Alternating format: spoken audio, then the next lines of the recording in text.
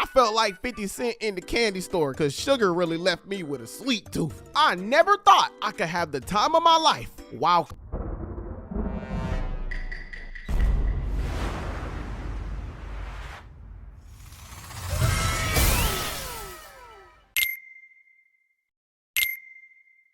All right, y'all, I'm gonna be honest. Me personally, I ain't a clubbing guy. I'm more of a group gathering type of person, you know, the anime binge night or go out and do whatever with the homies and a couple girls we bring along, if any at all. I'll still go to them, that's no problem, but I just personally think all forms of clubs are freaking boring. I used to hear the rappers all the time. I be in the club, this, I be popping bundles, that, thinking I would have the time of my life until I went to my first club and my expectations were shot to the ground. It was one of those, hey girl, let me buy you a drink, come to my booth type of clubs. No, sir, that ain't for me. If there ain't no dancing from the time I walk in, you can go ahead and find me posted up in the corner somewhere with my little margarita waiting for the rumbling to happen. I need to see excessive ratchetness and somebody breaking a leg and an ankle on the dance floor. Who finna start it? Not me. No, sir.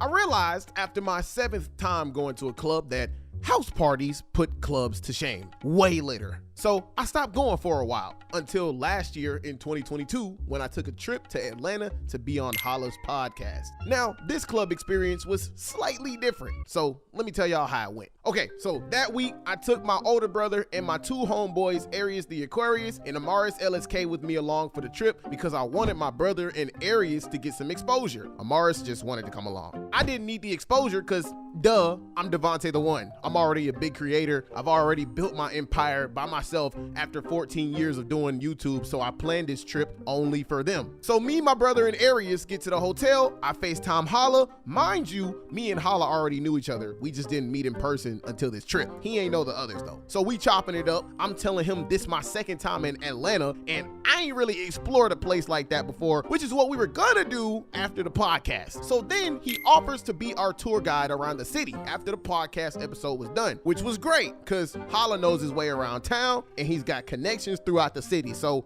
why not? And the first place he brought up showing us was the strip clubs. Now before this day, I ain't never been to a strip club in my life. I only been to normal clubs, block parties, and house parties. Plus, I always thought strip clubs was a waste of time, especially if you broke. So I avoided them like fat people avoid a diet. Kinda hesitant at first, but seeing as I never experienced it before, neither did my homies, I decided, you know what? Vámonos, amigos. Crazy part is we actually hung out with Holla and his homies for the entire 3-day trip after the podcast. Bro, I don't care what nobody say. Holla was a S-tier tour guide. If he was our Uber, I'd give him 10 stars. Bro took us to so many places, but I'ma only tell y'all about one because whatever happens in ATL stays in ATL. This nigga forgot to lotion his ankle, so he's using lip balm. Listen, it happens to the best of You us. gotta do what you gotta do. You gotta do what you gotta do. No, these hoes don't really like ashy ankles. Yeah, don't like ashy niggas. You know what I mean? I mean, my ankle's ashy too. Hell, I even left him $100 in the back seat without asking as a thanks for driving us around those 3 days because I knew how much gas that probably costed him. So I get off FaceTime with Holla. Me, my brother, and Arius took an Uber to Lenox Mall to meet up with Amaris. We stayed there for a couple hours. Then Amaris drove us to Holla's place, which he wasn't even there when we got there. So we had to wait outside for like 30 minutes because he was at the movies. We do the podcast, and after Amaris had to leave, so it was just the 3 of us with Holla. Holla drives us to this strip club. I don't remember the name, but it's somewhere in the city. Holla's 9 times out of 10 reacting to this right now, so he probably remembers. So we walk in, right? First thing I see that I ain't never seen at a regular club in my life.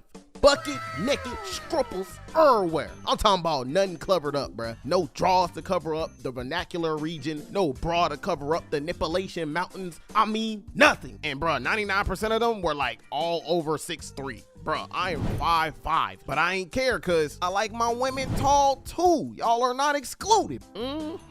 All this tall and sexy walking around, I was loving it. I told y'all many times in the past for all my OG supporters, I don't climb trees, I chop them down, you feel me? Anywho, I made a fool of myself by adapting to the environment without asking questions. I saw people going to the counter getting money, spending their entire stack of bread on a fantasy, throwing stacks of cash on the boudet, which is what I thought we were supposed to do. So my pea-brain decided to mimic exactly what those same idiots were doing. My brother did too. So we go to the counter. I gave the man $200, told him to break it into all ones. I give my brother the other 100. I turn around and I kid you not, 263 bucket naked scruples was in front of us, ready to shake that ass. Yeah, I knew they was only there for the bread, but I ain't give a freak at the time because my little buddy down there was happy, and its happiness was my only concern. I was a little bit nervous, but I ended up going through with it anyway. So these two sexy Amazonians took us to the most spacious spot in front of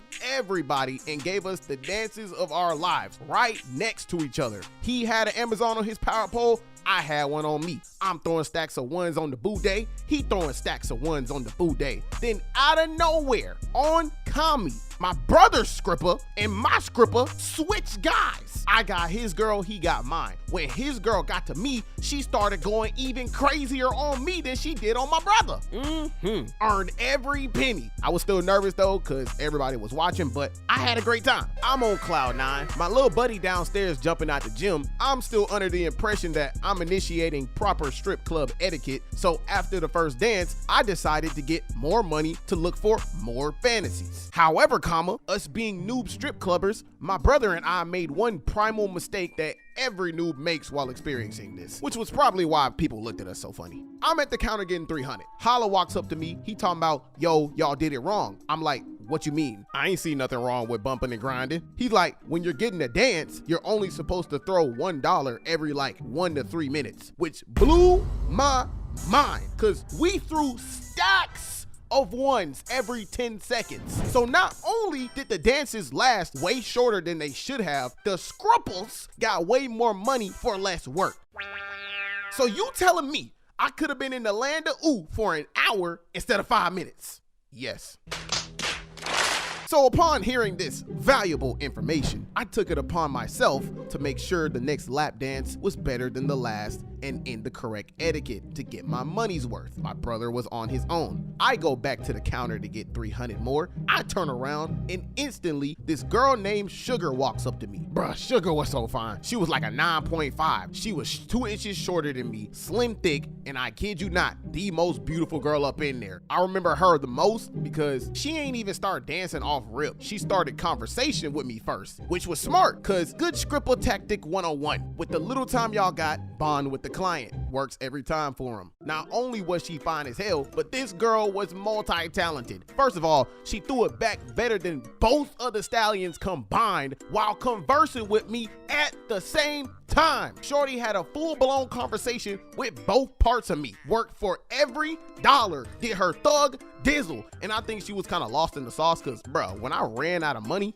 she kept going for another 5 minutes. I ain't have a single dollar on me and Shorty threw it back like a Cadillac. Did moves I ain't even know existed. I felt like 50 Cent in the candy store because Sugar really left me with a sweet tooth. I never thought I could have the time of my life while clothed. However, despite the S-tier dances, never wasting my money at a strip club ever again. Such a waste of time.